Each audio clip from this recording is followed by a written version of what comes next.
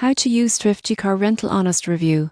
Properly beginner mistakes that cost you. Thrifty Car Rental is a convenient choice for travelers, but beginners often make mistakes that increase costs or complicate rentals. Here's my honest review and tips for using it properly. Most people get this wrong. They underestimate insurance needs. Thrifty offers multiple insurance options, and skipping or misunderstanding coverage can leave you liable for damages. Another common mistake is ignoring fuel policies. Choosing the wrong fuel option, like pre-purchase, can cost more than refueling yourself. Many users also overlook age restrictions and fees. Drivers under 25 or over 70 may face extra charges, so check policies before booking. Finally, beginners often fail to inspect vehicles thoroughly. Documenting pre-existing damage prevents disputes and unexpected charges. In conclusion, using Thrifty Car Rental properly means understanding insurance options, checking fuel policies, reviewing age restrictions, and inspecting vehicles before driving.